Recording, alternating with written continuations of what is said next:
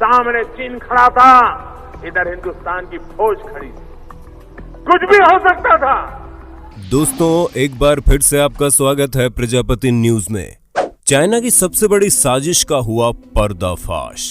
जी हाँ दोस्तों, ये छोटी आंखों वाला जी जिनपिंग बहुत खतरनाक है। सबसे पहले कोरोना वायरस फैलाया, फिर भारत और नेपाल की लड़ाई करवा दी और अब लद्दाख पर कब्जा। आखिर चीन चाहता क्या है? आपको सारी जानकारी इस वीडियो में मिलेगी। अब ये बात तो आप बहुत अच्छे से जानते हैं कि चाइना की बदमाशियां खत्म होने का नाम नहीं ले रही। एक तो दुनिया भर में कोविड-19 जैसे खतरनाक वायरस को ये फैला चुका है, ऊपर से अब उसे जंग करने की सूझी है।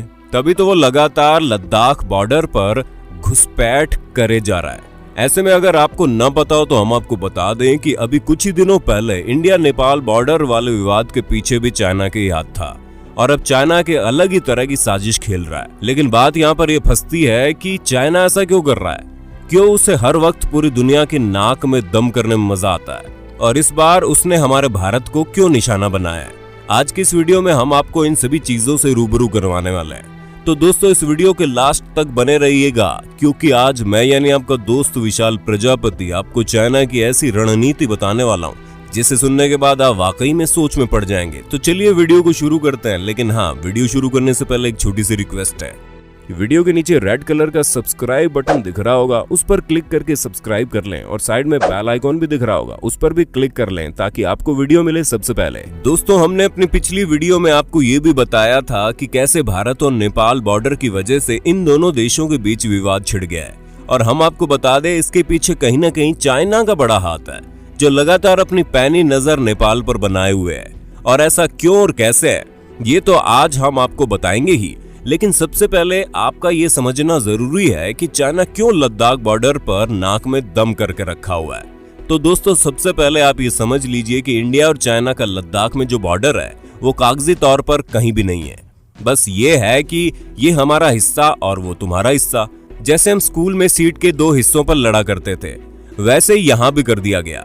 हालांकि कुछ भी पुख्ता तौर पर नहीं था और ऐसा बिल्कुल नहीं है कि हमारे भारत ने ऐसा करने की कभी कोशिश ही नहीं की।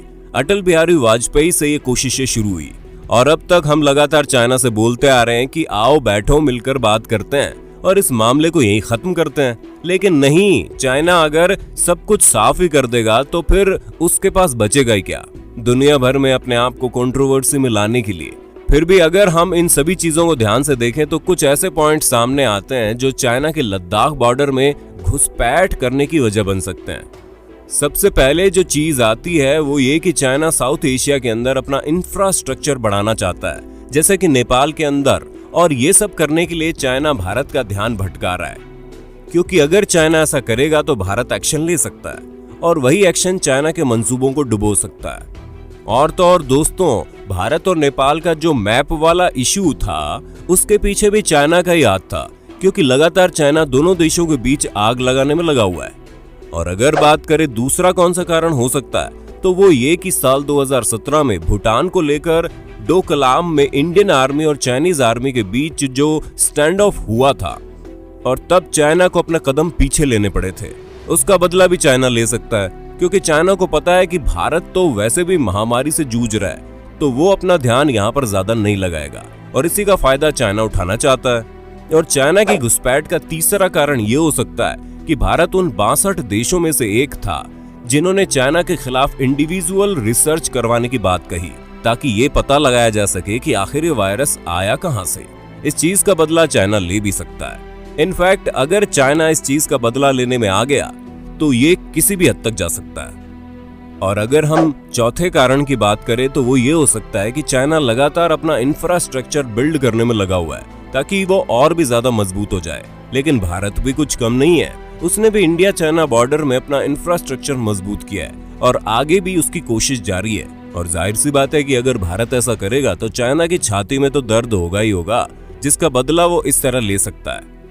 और अगर हम बात करें पांचवें कारण की, तो आर्टिकल 370 को हटाने के बाद लद्दाख यूनियन टेरिटरी बन गया है, जिस बात से चाइना नाखुश है, क्योंकि चाइना हमेशा से लद्दाख को अपना कहता हुआ नजर आता है। लेकिन जब से लद्दाख इंडिया के अंदर पूरी तरह से आ गया है, तब से चाइना का दिमाग बौखला गया है और उसी बात से चिढ़कर चाइना ये नौटंकी कर सकता है।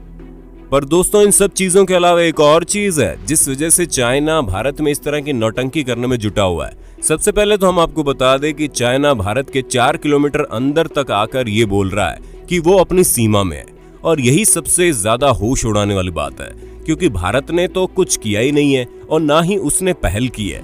पहल जाहिर सी बात है चाइना से हुई है, और चाइना इतना अंदर तक आ गया है, इसके बावजूद भी ये मानने को तैयार नहीं है कि जिस वजह से अभी कुछ ही दिनों पहले इस विवाद को सुलझाने के लिए अमेरिका भी सामने खड़ा हो गया था, लेकिन भारत ने इस चीज से साफ मना कर दिया, जो कि बिल्कुल सही भी है। क्योंकि अगर हम अपने पड़ोसी देशों से होने वाले विवादों को सुलझाने के लिए यूएस का सहारा ले, तो इसका साफ मतलब है कि हमें बाकी और चीजों को भी उनके सामने रखना होगा, जो कि ना हमारे लिए सही है ना चाइना के लिए। और हम तो फिर भी एक बार यूएस जैसे देश से सलाह मशवरा ले भी सकते हैं, लेकिन चाइना जो पिछले कई दिनों से हाथ धोकर अमेरिका के पीछे पड़ा हुआ है, चाइना को नीचा दिखाने में कोई कसर नहीं छोड़ी। तो जाहिर सी बात है दोनों देशों के बीच कोल्ड वॉर बहुत बड़ा हो चुका है। हालांकि वो क्या कारण है जिस वजह से दोनों देश सामने आकर एक दूसरे से लड़ाई नहीं कर रहे हैं, वो तो वही जाने, लेकिन ये बात तो पक्की है दोनों ही देश एक दूसरे को मौका आने पर छोड़ेंगे नहीं। इसलिए भारत और चाइना कोई नहीं चाहता कि अमेरिका अपनी नाक इस मामले में घुसाए। पर अगर दोनों ही देश पीछे नहीं हटेंगे तो मामला सुलझेगा कैसे? क्योंकि दोस्तों जिस हिसाब से चाइना इतने मुश्किल समय में इस तरह की बदमाशी करने का मन बनाकर आया है, उसे देखकर तो नहीं लगता कि अब चाइना पीछे हटने वाला है। हालांकि इसके पीछे का असली कारण जो हमें दिखाई देता है वो ये है कि चाइना में शी जिनपिंग की स्थिति धीरे धीरे कमजोर होती जा रही है, जिसकी सबसे पहली वजह तो वहां के लोगों का विश्वास अपने लीडर पर से उठ रहा है।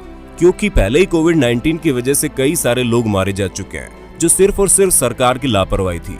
और अब जब ये सत्ता की कुर्सी में बैठे हैं, चाइना की उन्नति के बजाय वो धीरे धीरे गिरता जा रहा है। और ये बात वहां की जनता बखूबी समझ रही है। इन सभी चीजों से जनता का ध्यान हटाने के लिए चाइना को कुछ ना कुछ तो करना ही है, जिससे वो समय लेकर चीजों को सुधार सके।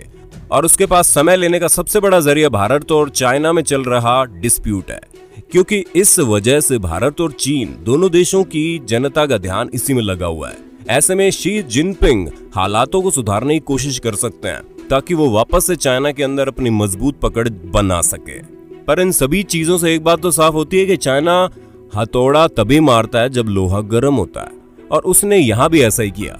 आज वो देख रहा है कि भारत दिन प्रतिदिन महामारी की वजह से गिरता जा रहा है, और ऐसे में अगर उस पर इस तरह हमला किया जाएगा तो वो ज्यादा ध्यान नहीं देगा और चाइना अपने मंसूबों पर कामयाब हो जाएगा। अब दोस्तों देखते हैं चाइना अपनी साजिशों को कहां तक लेके जाता है और कहां तक हम इस तरह की चीजों को झेल पाते हैं। बाकी आपका इस पर क्या कहना है हमें कमेंट करके जरूर बताइए। ऐसे इंटरेस्टिंग वीडियो लगातार देखने के लिए हमारे चैनल को लाइक शेयर सब्सक्राइब कर देना। फिर मिलते हैं नई वीडियो में। जय हिंद जय भारत। दोस्तों आपकी स्क्रीन पे 2 और वीडियोस दिख रही हैं, जिसे देखने के लिए आप इस स्क्रीन पर क्लिक करें। दोनों देखिएगा, बहुत अच्छी वीडियो बनी है।